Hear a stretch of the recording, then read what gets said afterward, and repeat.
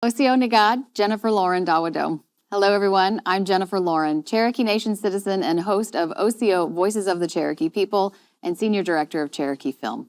Welcome to Chalagi, wherever we are. In January, we sat down with several members of Chief Chuck Hoskin Jr.'s cabinet, and this month we will pick up where we left off. The Chief's cabinet works on behalf of each of us, and today we will learn a little bit more about what they do to ensure the success of our sovereign government. We'll start today's show with remarks from Principal Chief of the Cherokee Nation, Chuck Hoskin Jr. Then we'll have a chance to speak with Chief Hoskin and ask him a few questions about his cabinet. After that, we will see an interview led by Deputy Chief Bryan Warner with Secretary of Veterans Affairs S. Joe Crittenden. Next is our panel discussion, where we'll welcome Cherokee Nation's Delegate to Congress, Kim Teehee, and Cherokee Nation's Secretary of State, Shella Bowlin. And finally, we are excited to have Cherokee musician Chuge Mackey. He will join us to provide a special musical treat. And now it's my pleasure to introduce my friend and Principal Chief Chuck Hoskin Jr. for his remarks.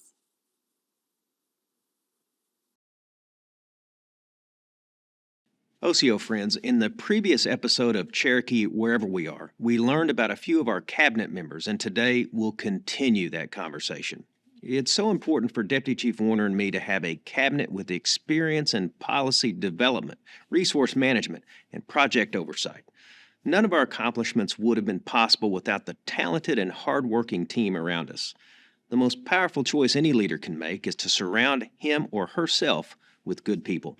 These individuals provide invaluable advice for effective decision-making and enabling the tribe to launch new and effective programs and services that enhance the well-being of our citizens. A cabinet comprised of leadership well-versed in these areas plays a pivotal role in guiding our nation towards policies that ensure sustainable development and prosperity.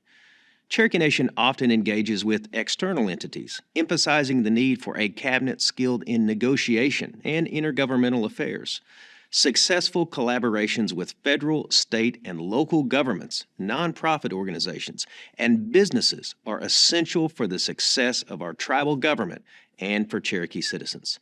Today, we'll learn more about the Secretary of State role, the Delegate to Congress, and our efforts for military veterans.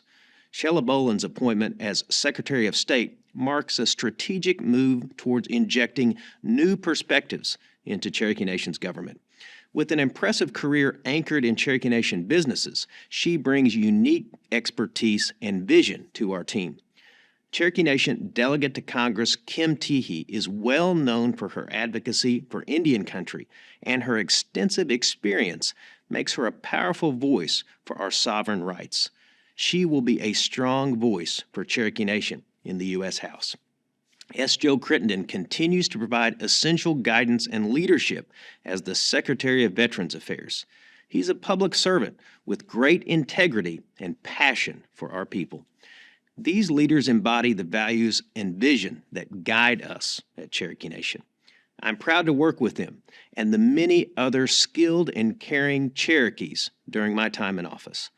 Our administration is dedicated to serving the Cherokee people, protecting our sovereignty, and ensuring the progress we make today will benefit generations to come. Wado. Wado, Chief, and thank you so much for joining me today. We're going to discuss the importance of having a strong cabinet, which you do. With that in mind, can you tell us what qualities do you look for when you're considering your cabinet posts?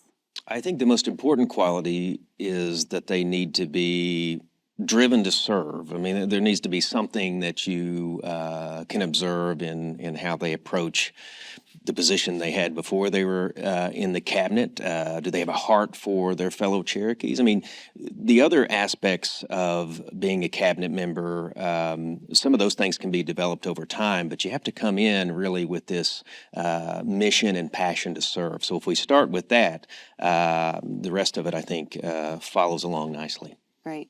So what are some of your expectations? What do you expect from your cabinet members in order to help your leadership succeed? Well, they have to be hard workers. I mean, these are jobs that require really attention, not just 9 to 5, but just sort of all day into the evening, weekends and holidays. But it's part of also achieving balance as Cherokees. And so we want them to be very hard workers, but able to balance their lives so that they can come through for the Cherokee people. And then beyond that, in addition to having a heart for the Cherokee people, need to work well together. And when you're in these positions, you work with other branches of government, the Council of the Cherokee Nation, you work with other people in the administration, and then we work with so many people outside of the Cherokee Nation. And those skills, the ability to really interact with people and achieve some goals of mutual interest, that's really important for cabinet members. Absolutely. Switching gears a little bit, I know the struggle to seat Delegate Teehee has been a longitudinal struggle. Would you bring us up to date on where we are in that process and what can citizens do to help? Well, I think we should be proud of where we are, and you have to put it in perspective. I mean, this is a treaty right that had really laid dormant for nearly a couple of centuries for a variety of reasons. A lot of it is beyond the Cherokee Nation's control, but as we are in this era able to assert the right, I think we've made some real progress. From the beginning, I think we always knew this is going to be a long road to success, and success has got to be measured by seating the delegate. But here's where we are so far. We've educated a lot of members of Congress. We really forced the Congress to look at the Treaty of New Echota. That's the treaty that's the source of this right. For the first time since our removal, I mean, we had a hearing, and I had the honor of testifying. So we're educating folks, we're creating a record, and here's where Cherokee citizens can continue to help. And I want to say, we wouldn't have made this much progress without the Cherokee people. Many of them went to our website, CherokeeDelegate.com, and in a very easy manner could reach out to their member of Congress. And of course, we have Cherokees all over the country, and so members of Congress all over the country are really feeling this grassroots effort. That's what Cherokee people can continue to do. Speak out in different ways, whether it's social media, whether it's contacting your member of Congress. We have to keep pushing this issue. The Cherokee people have never just been handed something by the United States, even when they promised it to us. We have had to advocate for it, and this is no different. So we have to continue doing that. I think we're going to see success. I know we will, but I also know we have to exercise some patience and understand that nothing comes easy when it comes to treaty rights in this country. Absolutely, and we can all do our part. The COVID-19 pandemic, it brought a lot of challenges and also budget windfalls that spurred a lot of infrastructure growth across the reservation. How has your cabinet managed throughout that? Well, they've managed well, and of course we've had different cabinet members in these different roles in the period of time that Deputy Chief Warner and I have been in office. But yeah, the COVID pandemic did two major things. One is it really put to the test our systems and our leadership, and I think our leadership passed the test. I'm talking about cabinet members who had to look at what their role was to, number one, keep people safe, and number two, really seize opportunities that were occasioned by the pandemic. A lot of these, as you mentioned, are federal funding opportunities, making sure that we made the most of opportunities to invest in the workforce, in education, in healthcare. I mean, right now as we speak, there's a hospital being constructed. There's plans to expand behavioral health. We learned a lot about food security. We've taken those lessons at a cabinet level and put them into motion in new programs, helping build the community from the grassroots up. So what the cabinet did was work very hard and really didn't miss opportunities to make our nation stronger today than it was before the pandemic, as difficult as the pandemic was. And as much as we did lose, and so much of that loss is irreplaceable, I really feel like they've helped put us in a strong position. Absolutely. There is a lot going on around here today. Wadeau Chief, thank you for your time today. We'll leave it at that. We appreciate your strong leadership, so we appreciate having you here. Thank you. We now go to Tahlequah, where Deputy Chief Bryan Warner is joined by Cherokee Nation Secretary of Veterans Affairs, S. Joe Crittenden, to discuss the importance of supporting our veterans and the Cherokee Nation's ongoing efforts there.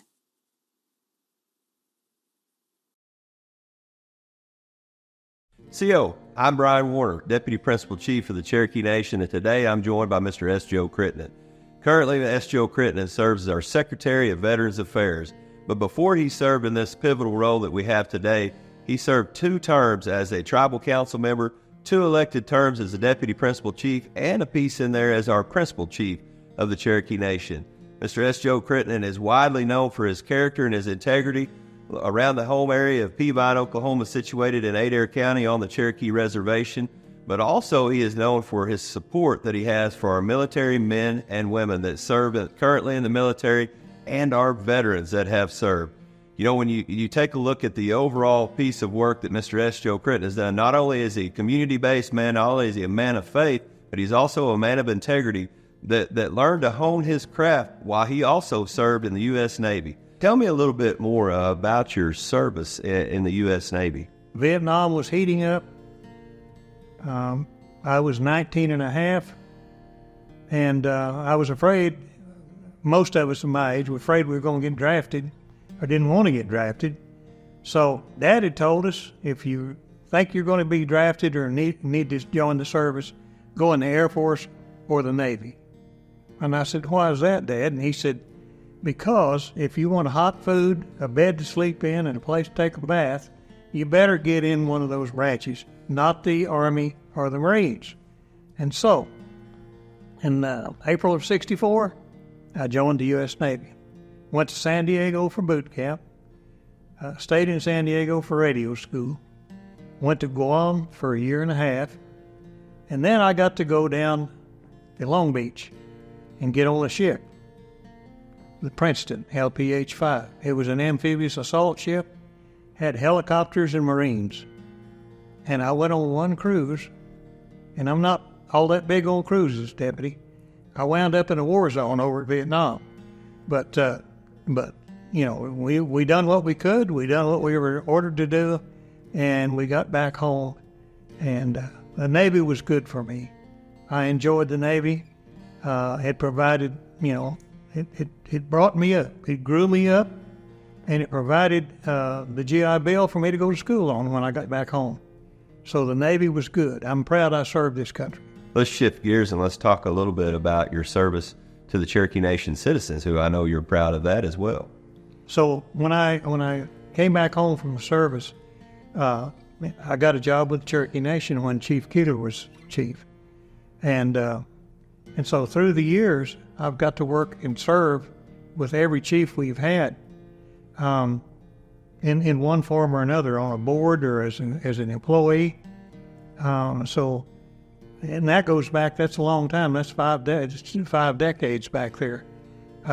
But serving the people, the Cherokee Nation, has been a blessing to me through the years while I worked at other jobs in between.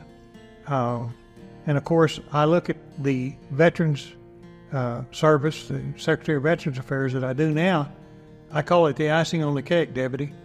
I've enjoyed all of my jobs that I've had with the tribe, but to me, this one is much more personal. It's deeper for me. Being thankful for us being Native people and for serving this country, and I get to work with folks like that every day. So it's a blessing and icing on the cake. So you are now seated as a Secretary of Veterans Affairs, and that is an appointed cabinet position. Can you tell me a little bit about how that felt? You said it was more personal to you, and I can understand that with your military service and also wanting to serve the Cherokee people. Well, the reason I mentioned personal, it's because I'm around other veterans. Whatever the combat was that they served, or peacetime for that matter, they took the oath, they suited up, and they went and done what they were told to do. We've all had family that served. I had a great uncle that was in World War I. My dad was in World War II. His brother Norman was in Korea. Me and my brother next to me was in Vietnam, and the baby boy was in Germany. So it's a family tradition with us Cherokee people, because we serve at that higher percentage. And to be able to work with those types of folks that have that warrior spirit and that protective way about them, the core of them, to protect their communities and their families and this country that we love. It was ours first. And Deputy, another reason it's personal, I lost a brother in '89 to suicide. We have a suicide prevention grant that we got, and you're very aware of it. Thank God for that. And the people back there are working hard to help our people that need those services. And I told them, I said, it's a 3-year program. If we can save one veteran, all our effort and all the money, it'll be worthwhile. Because we're losing about 20 a day, I'm told, across the nation to suicide, which is just absolutely unthinkable. Can you tell me a little bit more about food security and how important that is to our veterans and what you guys actually do here to help with that? We have, right now we have 4 sites, Deputy, that we try to bridge the gap between paycheck and the next paycheck for our veteran families. We do a quarterly food distribution here at the recycle building where we gave out the presents. And you've helped with that before. Yes, thank you for that. Yes, I mean, they love to see our administration involved, and you make them feel welcome, and you greet them, and you shake their hands, and you know a lot of them personally. So we try to serve 125 veteran families here. Then we got Nowata, South Coffeyville, and we've got Mid-County in Barron, Oklahoma, Adair County, over where I live. You bet. I can hit it with a rock from my house. Right. Almost. Yeah. And that's what we try to do there to bridge the gap. Is there anything we through our first term during the Hoskin administration, entering into that second term, can you think back to something that you're just exceptionally proud of? And is there anything out on the horizon that you're looking to in the future for the Department of Veterans Affairs? Going up there to see Dwight Birdwell get the Medal of Honor. I mean, how many Cherokees do we know personally that's won or earned the Congressional Medal of Honor? He's the only one I know. And we had that dedication of a bench out here for him. We got 3 Medal of Honor winners out there, for those that don't know, and we got 1 for a Distinguished Service Cross for Billy Bob Walkabout. All 4 of them are heroes. They're a heroes, what they are, all of them. They went above and beyond. So there's so many things that's happened in the course of the first term and this term. On the horizon, I think the main thing that I really like, healthcare. I was the chair of health when I first got elected to council. And I believe healthcare is really our number one thing. If you're not well, you don't really care if the lawn's mowed or the car's washed. If you're sick and hurting, you want to get fixed. Yes.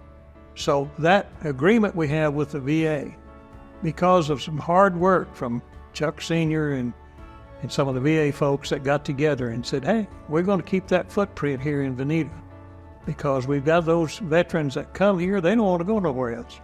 What about the employees working there? Just because the rent went up, are they going to lose their jobs? We said, we don't think they should. And the VA agreed. Now we got this working relationship. And when you think about it, prior to that, veterans, unless they were Cherokee or another native tribe, couldn't use that facility. Now they can. We can take care of our Cherokee veterans there. We can take care of our non-Cherokee veterans there and provide better health for all the veterans in the area. Yes, sir. What a blessing. I got to put that pretty close to the top. That is. That's a high bar set, So just kind of rounding out 7,000 square miles on the Cherokee Nation Reservation. And here at the Veterans Center, we don't just serve Cherokee veterans either. No, sir. Cherokees understand that we serve all veterans. So, Mr. S. Joe Crittenden, I want to say thank you for giving me a little bit of your time today, sir. And thank you for being out there paving the way. You mean a lot to me. You mean a whole lot to others. And, I know as long as you're here that we've got somebody that stands stalwart.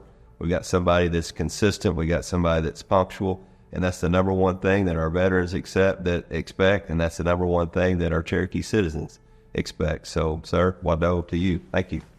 Thank you, Deputy. Wonderful. It's very inspiring to hear about all of the programs and effort dedicated to giving back to our veterans, warriors who've already given us so much. Thank you so much to Secretary Crittenden and Deputy Chief Warner for your time.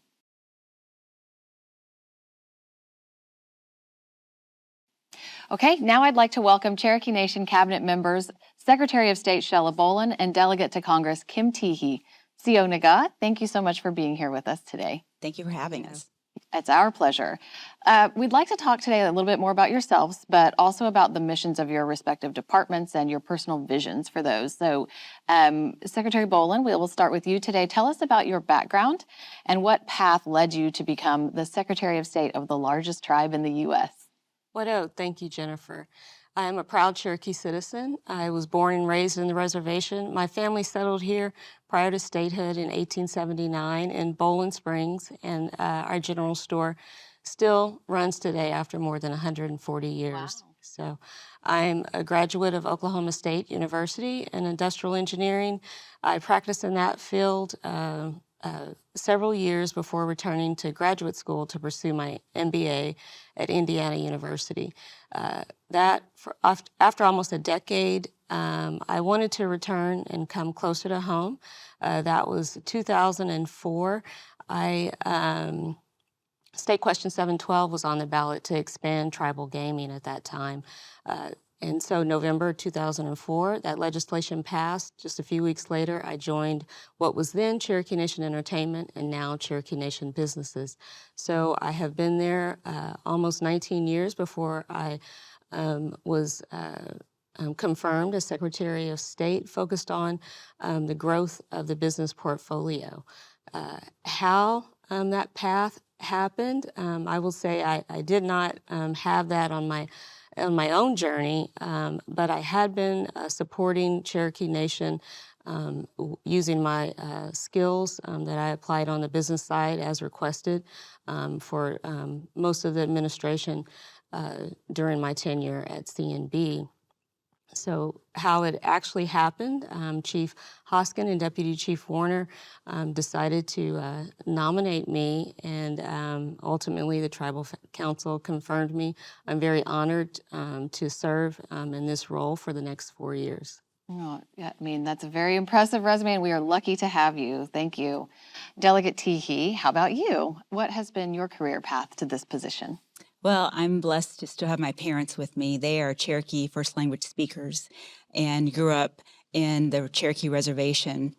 My own career path is a little bit different and the same in some ways. It's different in that my parents participated as a young couple in the federal relocation program, and they moved to Chicago to find greater career opportunities. And I was born in Chicago as a result, and lived there for a little bit. And then the failure of this policy was it completely underestimated the attachments that we as Cherokees and Indians have to our communities. So we moved back to Oklahoma, where I was educated and went to undergrad as well. I had an opportunity to serve as an intern for former Principal Chief Wilma Mankiller, and she became my mentor. As a result, I thought I was going to go to medical school. One thing that my parents wanted for both me and my brother was for us to go to college, because they didn't have that opportunity, and they wanted us to however they could support us, so that, which meant every time they had a question, they marched us down to Cherokee Nation for more information about whatever, programs and such. And so I also became a poster child for every Cherokee Nation youth program there was. That's actually how I became an intern for Chief Mankiller, going through the summer youth intern program. And she encouraged me to go to law school. I was supposed to go to University of Arkansas, and I decided I wanted to continue working in her office while I was in college. And so I worked 20 hours a week. She made it very clear to me that school comes first.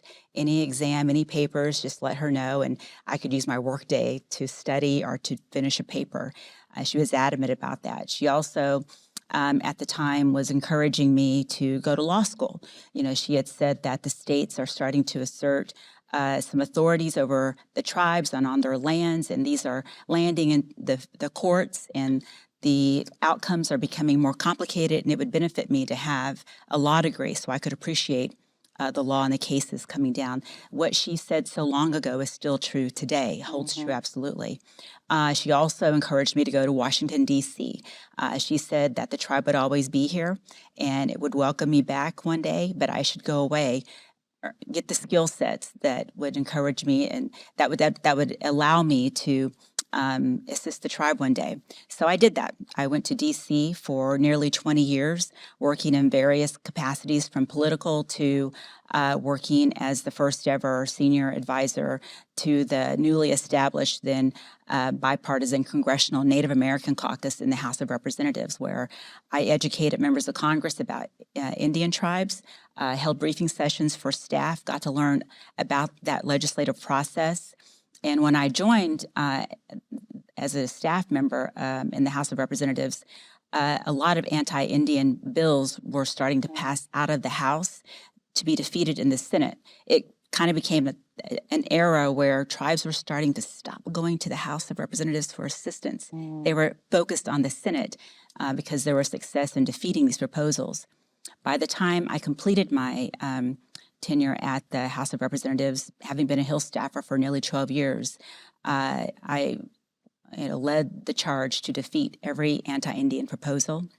It got to the point where there weren't any being offered by the time I left because we had such a record at defeating them, and then being able to proactively pass legislation impacting Native Americans and working closely with the Senate to ensure that we were able to get both chambers on board.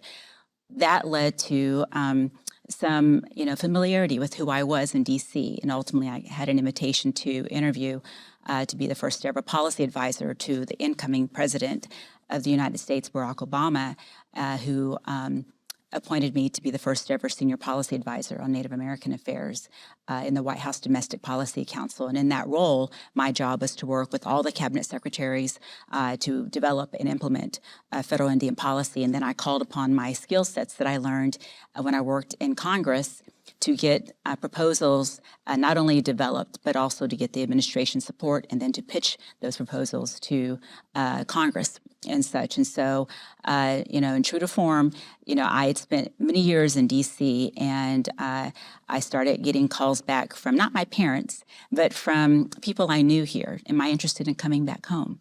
And there was not a real developed government relations department just yet. It existed, but it really just monitored. There was and I think there was a desire to do more with the department, to grow it, to include the business piece of it.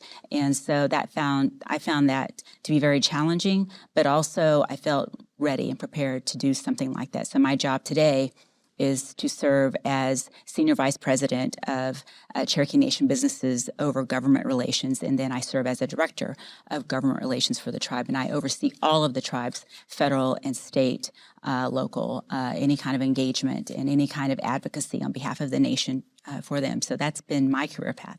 The foresight of Chief Mankiller to have you take all those steps, for you to take them, and then such a long road, but so meaningful, and what you've been able to accomplish in that time and bring back home has been... It's been a full circle moment. Yeah, it's really wonderful. Shella, would you tell us a little bit about what responsibilities fall underneath your oversight as Secretary of State? Absolutely, Jennifer. The duties and responsibilities are defined by our Principal Chief, Chuck Hoskin, for all of the cabinet. And so for my term, Chief has several departments, more than 10, and many commissions. So I won't name them all today, but I will list some of the ones that people are more familiar with, such as Human Services, Career Services, the Registrar, where it all starts, Department of Infrastructure and Transportation, and let's see, we have Community and Cultural Outreach, which we call CCO, and also our Commerce Services are some of the key departments that serve our citizens.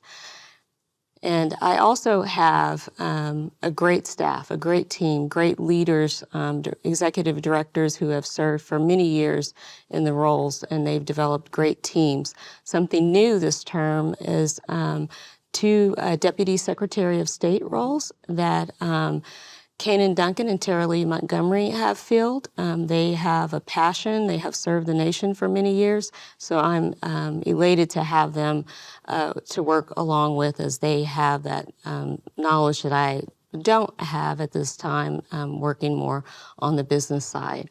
I also have in the Secretary's office Channing Rogers and Londa Cox, who are longtime employees. Yeah, and that is a lot of responsibility for that department. I know that you have a very dedicated staff. And Kim, you worked under the Obama administration, as you mentioned, for all Native American tribes. So as a delegate designee to Congress, would you please share how it came about that the Cherokee Nation has this opportunity to seat a non-voting member and what that representation means to Cherokees nationwide?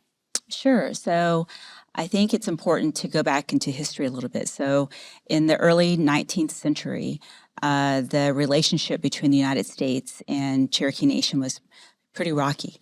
I think with the discovery of cotton and gold and with westward expansion, there began to be a great pressure put upon the United States to exercise its treaty-making authority to enter into treaties with Cherokee Nation and other tribes so that the United States could continue with its westward expansion goals and such. And so an illegal faction of the Cherokee Nation negotiated and entered into this treaty, the Treaty of New Echota of 1835, with the United States. That treaty was ratified by the United States Senate, and it was signed into law by then President Andrew Jackson. The United States took the first steps in implementation of that treaty when it forcibly removed our people in the Trail of Tears, where a quarter of our population perished. Importantly, and included in that treaty in Article 7 is the provision that mandates that the United States shall seat a delegate to Congress. That is mandatory language. It's not discretionary the way it's worded, and it is still the supreme law of the land. But as we know from our history, throughout the 19th century, it wasn't just forced removal. Congress continued to wreak havoc on the nation and minimizing and really undermining our goals as a government. And so it took a really long time to implement a strategy and to work with Congress to restore a lot of those authorities and to get at a place where we've successfully rebuilt the nation so that we could pursue, the delegate right that's rightfully ours. Representation matters in this country. Absolutely. And certainly the country is at its best when it keeps its word and when the decision makers in this country actually reflect the community it serves. And so having an extra seat at the table, at a table that has too few champions of Indian country, I think is very important when it comes to policy decisions and discussions about policy and legislation. So it's a very important role to have. That's great. We're glad that you're there representing us. We all take great solace knowing that you're there and representing us in the Capitol and keeping us updated frequently on all of the progress and the issues going on. Delegate Teehee, does your office also handle state affairs like in Oklahoma, and then for our at-large citizens, any issues affecting them in their states? Absolutely. We have a very strong relationship with members of the Oklahoma State Legislature, the leadership of the legislature, also the executive branch, the Lieutenant Governor's office, the State Attorney General, members of the cabinet in the state, and we work in a bipartisan fashion. We also, pursue and advocate at the state level in the legislature every legislative session. We've been successful in the things that we've wanted to pursue. I think every legislative session we have at least 2 measures before the legislature where we identify a legislator to be our champion, and then we pursue getting a bill, through the process and sign into law. That's a very important process because it keeps us in front of legislators. It keeps the issues that we have before them on the radar screen. And we've had great success, whether it's making sure that the Oklahoma Advisory Council on Indian Education continues. It was set to expire, and kind of restructuring that process. Our own Chief of Staff, Corey Bunch, serves as chair of that council now. He was recently installed as that. But also ensuring that our Native students get to wear regalia at high school graduations and other events that are important to them. And even ensuring that the state attorney general wrote a letter to the public school systems encouraging them to follow the law. And so because that's an issue we face every day. Also ensuring that our tobacco and card tag compacts stay intact and that there was an extension that was approved by the legislature despite the current governor's opposition to it, which he subsequently vetoed, but which the legislature came back and took action to override those vetoes. And so we've had great success. And so we maintain those strong relationships by being visible. My deputy, Adam McCurry, oversees the state portfolio. He also helps organize annually a Cherokee Day at the state capitol, where we allow our various departments to showcase what they do and the services that we provide. Chief Hoskin addresses the House and the Senate chambers. We meet with leadership and such and have a lot of meetings that day, but really every day during session. Oklahoma has a really short legislative session from February to May, and so we got to make the most of it. Of course, we'll have a special session at the end of January of this year, but we're there engaging. But we also engage outside of Oklahoma. Probably the most prominent issue where we have had the most consistent activity on is these wannabe fake Cherokee tribes throughout the country. So that means that we have to, work with the Virginia state legislature, Arkansas, Missouri, and so sometimes our citizens run into issues in California and whatnot. So we may have to go to the California government and to seek assistance there. And so we do quite a lot of engaging on the state level outside of Oklahoma, but also on the federal level as well. So we address and make sure our priorities are met, and that anything that's anti-Indian that we work to defeat as well. Yeah, you got to constantly keep your eyes on everything going on. Secretary Bowlin, would you discuss a bit about a few of the programs that resonate maybe with at-large citizens like registration, CCO, the Cherokee Phoenix, and efforts to reach a wider audience and keep citizens abreast of Cherokee Nation news? Absolutely, Jennifer. Well, registration is where it all starts. That's where we put in our application to become citizens of the Cherokee Nation. So that department, as you know, we are the largest tribal nation with over 460,000 citizens now. And during the COVID pandemic, we had a surge in applications, which is a great thing. So that department works diligently to help process those applications and get our citizens started so they can take advantage of other services such as CCO or our community and cultural outreach program, which here I'll look at my notes here. We connect at-large organizations with their communities. We currently have 42 community buildings and 55 organizations on the reservation. And at large, we have 25 groups, all providing opportunities to support our local citizens, and Cherokee Nation provides that support. And as you mentioned, we have the Cherokee Phoenix. That's our news source for all citizens and anyone who's interested in what's taking place within the Cherokee Nation. So our viewership there has eclipsed record numbers as we have print and online copies. And finally, we have the Gadoogie portal, and it's important that everyone keep their contact information up to date so that you can be connected with information that's specifically relevant for you or information you can share with others in the family. Yes, absolutely. If you haven't registered and you're a citizen of Cherokee Nation, you should register on the Gadoogie portal. Very important. That's all of the work that you're doing there is great. Kim, finally, what will be the primary focus of the delegate's office under your tenure? Right. I think the number one priority for us is appropriations, federal dollars that flow to Indian tribes. We have long advocated for forward funding, which means you get more than one fiscal year cycle of funding, and even in certain circumstances, mandatory funding. We've battled a long time on this issue, and we're finally at a place where we have bipartisan support to at least for the Indian Health Service to provide forward funding. Congress oftentimes finds itself in a situation like we are in now, where we operate on continuing resolutions and are at the verge of government shutdowns. And too many times Indian tribes are victimized by this process because the uncertainty means that we have to make plans just in case there's a shutdown on how to redirect resources to make sure critical programs and services are not disrupted. And so the Indian Health Service, for example, receive forward funding. So, that is an area that would not be impacted if the government were to shut down, at least in this year. And but our hope is that that expands beyond Indian Health Service, that it at least goes into the law enforcement space, the food distribution space, and such, and so that we can continue to serve the very great needs of our citizens, especially those who may be the neediest of the needy as well.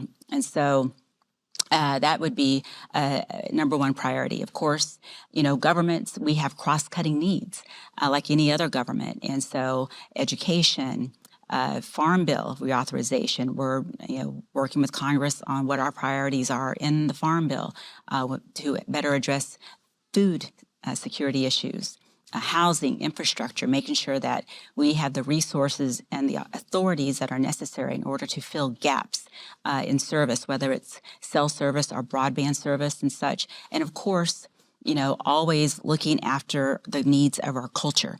And that means oftentimes protecting our language. We were able to get through during the COVID pandemic, the Durbin-Feeling Native American Languages Act. And we worked with Congress in order to get that through, in order for us to better work with the federal government to do a review, as well as hope that it leads to additional resources ultimately. Absolutely. You have a long to-do list. Shella, I'll ask you the same thing. What do you hope to accomplish within the scope of your office? Yeah, I am grateful to finally serve on the nation side as opposed to the business. I'm excited to work for both and support both from this role. But I'm aligning with Chief Hoskin and Deputy Chief Warner to support their many initiatives that they have set forth. So our office is collaborating with the many thousands of employees that we have, and we hope to strengthen our sovereignty, during this time, and also make a strong impact, not just for today, but far into the future. Great. We're glad to hear how everything is progressing. This has been a very enlightening conversation with both of you. Do either of you have any parting words or final thoughts? Sure. I have some parting words. We're in an election cycle. And so one of the roles of my current office in government relations is the Cherokee Vote program. And so I urge folks to go to CherokeeVote.com to find out more about deadlines and dates and registration for, we are very robust in this program and making sure that our citizens register for federal in the state that they reside elections, as well as our own tribal elections. In addition to that, if our viewers are also interested in helping us advance our own priorities, we do have at Cherokee.org, we have a civic action page that has template letters. It even shows you how to write your members of Congress in the House and the Senate. And so you can customize a letter for yourself if you advance and you agree with any of our priorities, such as delegate to Congress. We urge you to take advantage of that civic action page, as well as go to CherokeeDelegate.com to learn more about the Cherokee Delegate issue. And that page will also allow our viewers and citizens to communicate with their members of Congress too. Absolutely. I think, we are all citizens of Cherokee Nation. For those of us who are, it's a large community, but I feel like we all need to do our part and stay involved and help where we need to. And that's a very easy way to do it. Absolutely. So thank you. All right. Well, Secretary of State Shella Bowlin, Delegate to Congress Kim Teehee, Wadeau, thank you so much. We appreciate both of you taking the time to be here and sharing your insights with us and telling us what to expect in the future. So good luck to you both. Thank you, Jennifer. Yes, Thank you. and thanks to your staff also, both of you, and for everything you do for Cherokee people. Next up, we have a musical interlude for you. The oh-so-talented Chooj Mackey is here. If you aren't familiar with Chooj, we highly recommend you check out the Cherokee musician episode of this show, Chalagi, Wherever We Are, when we spoke to Chooj about his inspiration and craft. Here you go, Chooj.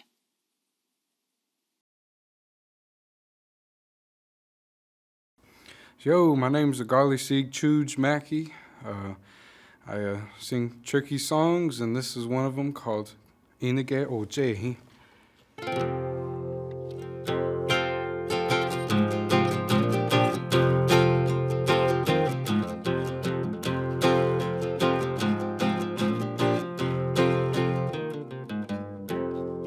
Joge nasa inage ojehi, o gostai Gostarti, Ojitli Sisko, Ogi Lukti, Ogoski Sting, Amayin, Ojada Osko.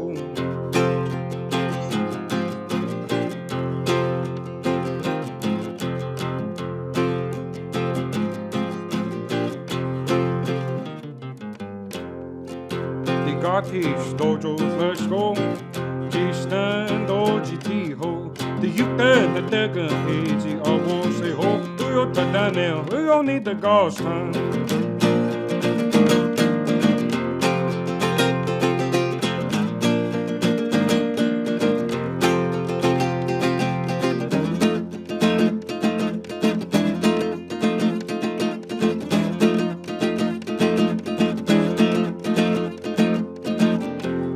Sesko, TJ Doji home, Amohin, Ojasu Hesko, Sikwa Huian, Doji Gisko, Ahwin, Doji Noli Do home.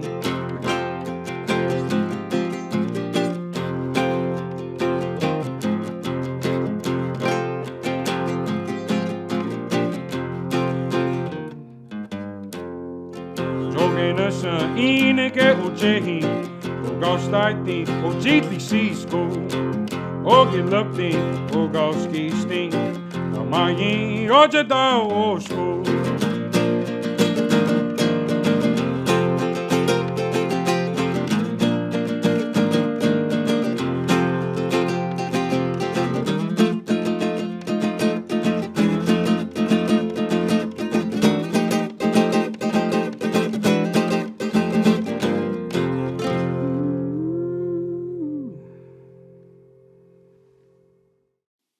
That's going to do it for us today. We thank each of our guests for joining us and the ongoing work they do to keep our nation sovereign and strong. We hope you enjoyed today's show and hope you will join us again next month. Hoa.